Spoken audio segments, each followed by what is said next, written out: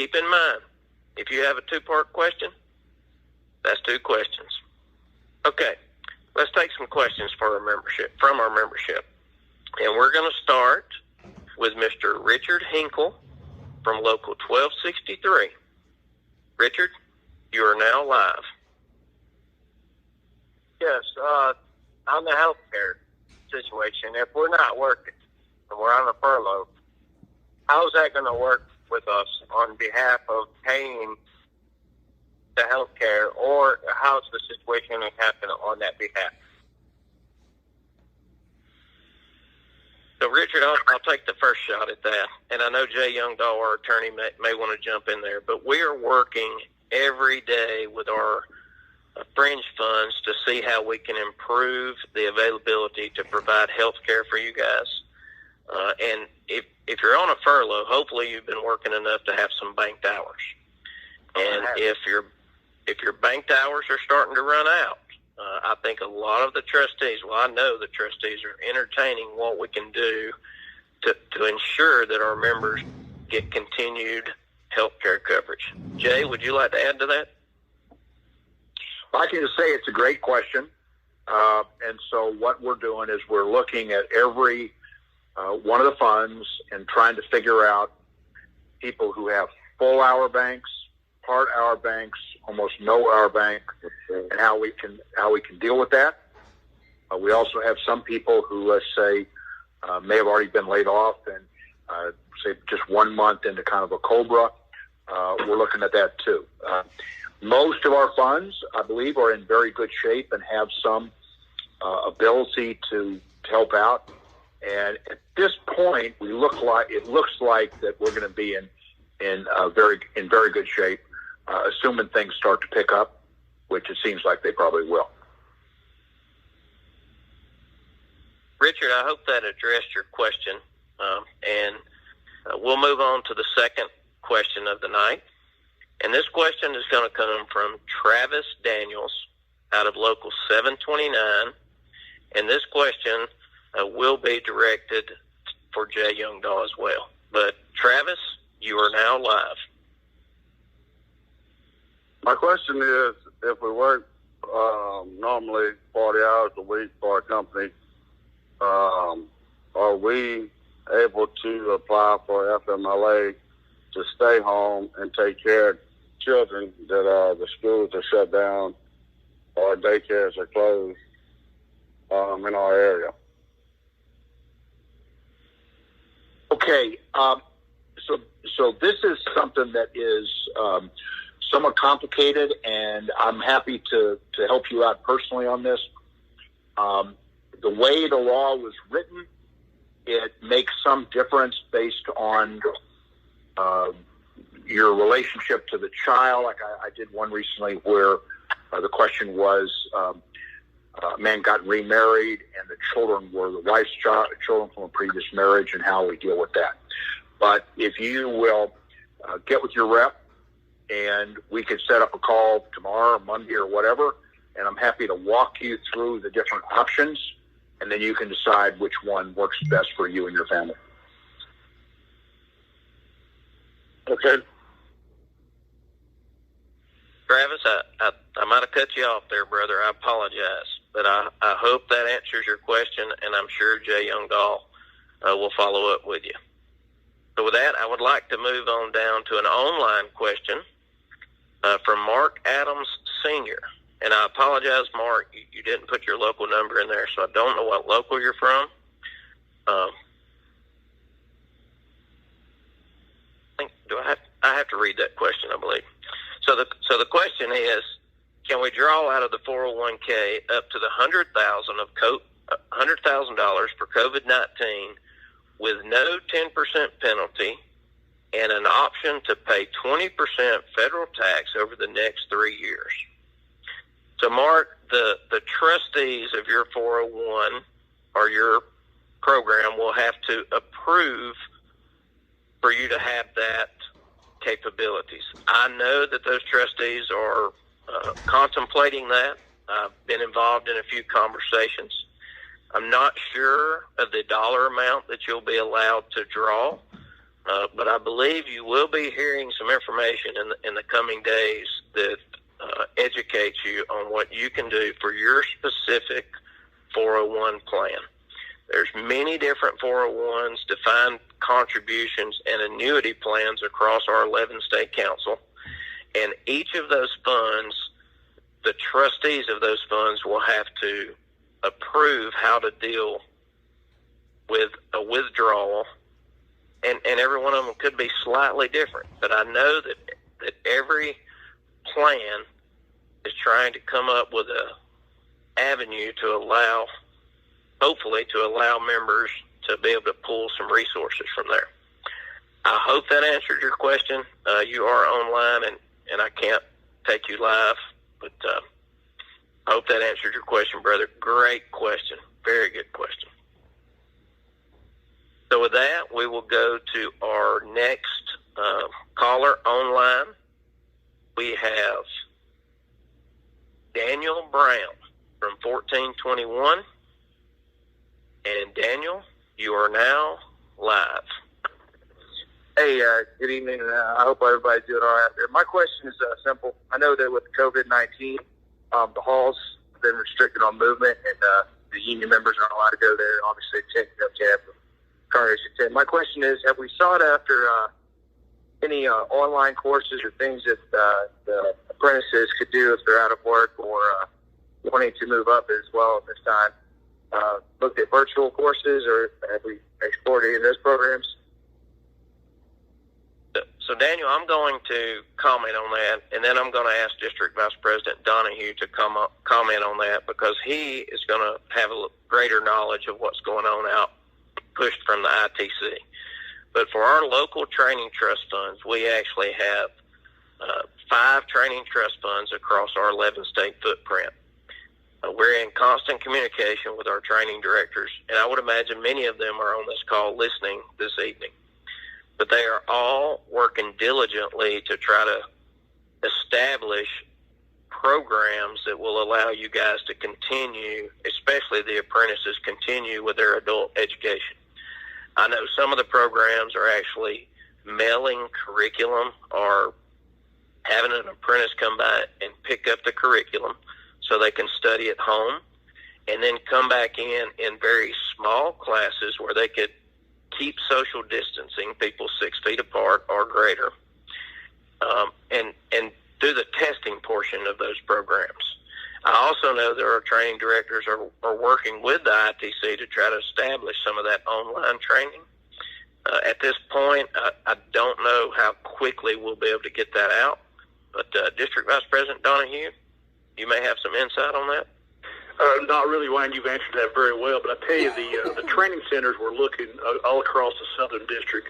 We're going to reevaluate the 30th of this month to see about reopening some of them. If we don't open on the 30th, we're going to look at it the 15th of May. So depending on how this virus, this pandemic goes, whether we start reopening the training centers locally sooner or later.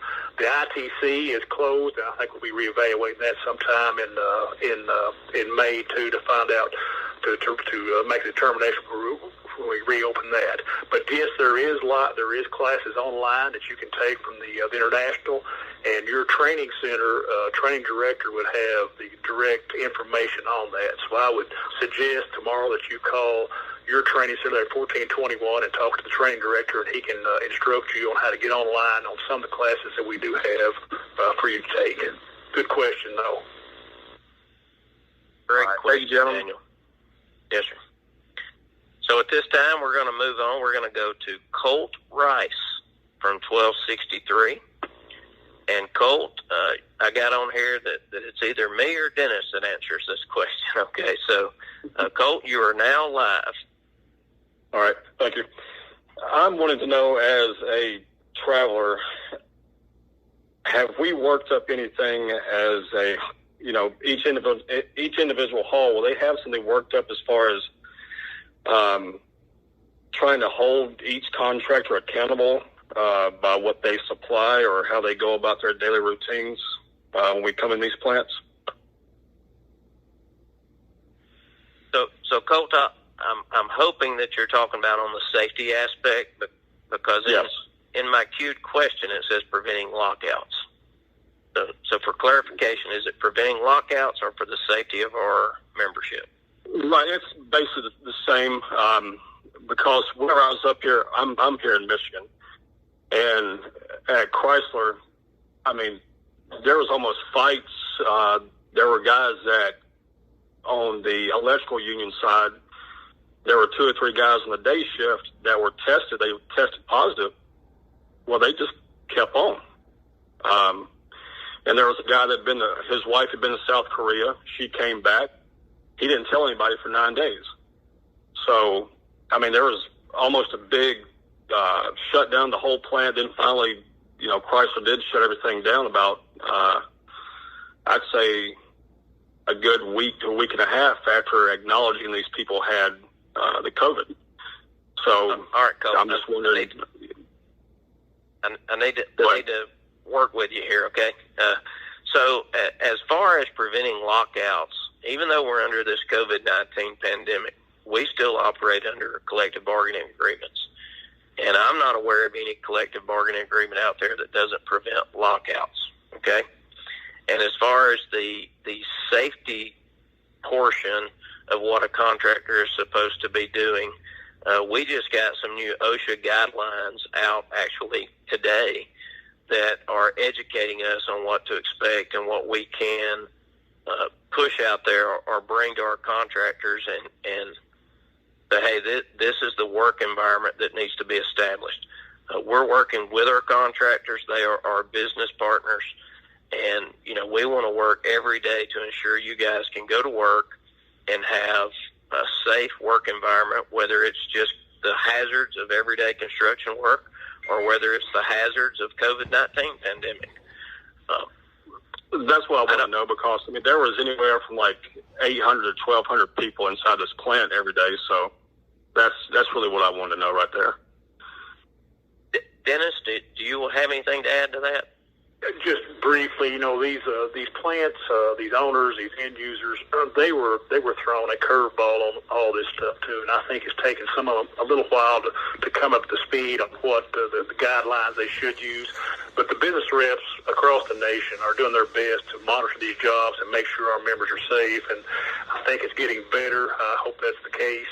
So, everything was not done right at the very beginning probably, but I think it is getting better, and we're doing our best as union representatives to monitor these job sites and make sure that you are protected, so when you get back home that you're protected and you're protecting your family.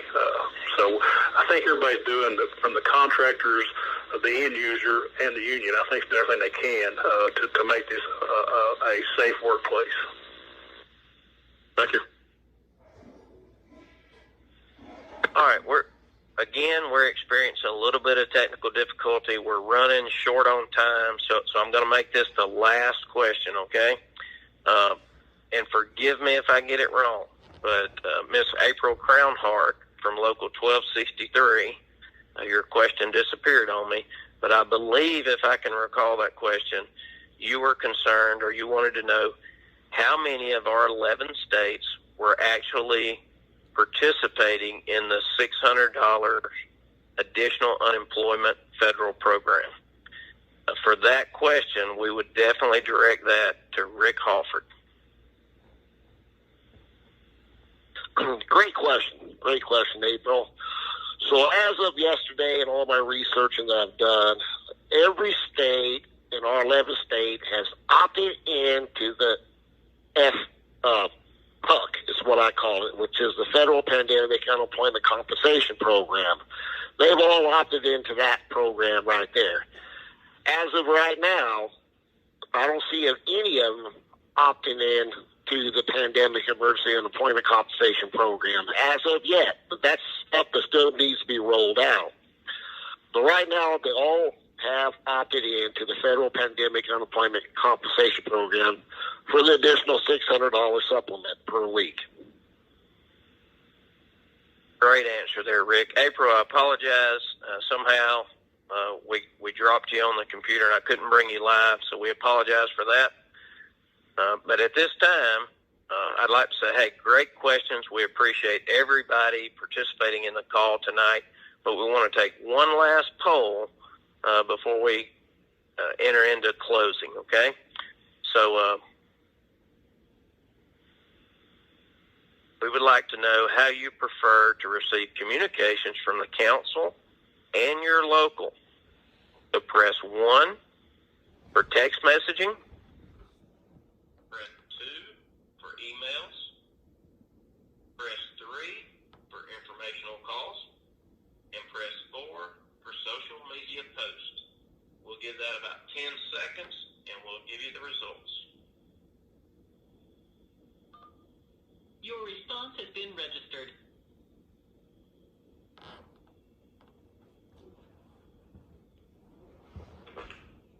Coming in. Votes are coming in quick.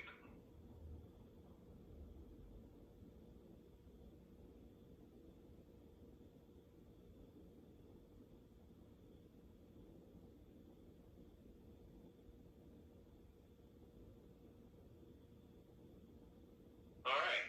So it looks like 58% of the membership on this call had voted to have communications by text message. 29% of the membership had voted to have communications by email, 12% by informational call, and only 1% by social media. Those are good numbers, and I hope you guys get in our texting program. So, with our time coming to a close, I want to first thank our speakers. We appreciate all of you spending your time with us this evening and offering your insight during this uncertain time. To our members, our staff is working every day to get you informed. Get the information you need to keep your family safe and preserve your work status as much as possible. Things are changing sometimes by the hour, and we will do everything we can to make sure that you are kept in the loop. By the way, the best way to get the most current information from us is to join our text message and email programs. Again, to get our text alerts, text SSMRC to 855-57. Got Ron here messing with me. Again, to get our text alerts, text SSMRC to 855-57 SSMRC, or if you're on your mobile phone, simply press 1. We're also sending updates via email. If you would like to be added to our email distribution list, text your email address to Your response has been registered. 855-57 SSMRC. Remember, to get your council representative's phone number, text LU and your local number to 855-57 SSMRC. So if you're a local 2232 member, you would text LU 2232 to 855-57 SSMRC, and you'll receive the local 2232 council rep's contact information in return. In closing, allow me to summarize by saying this. You are not alone during these trying times.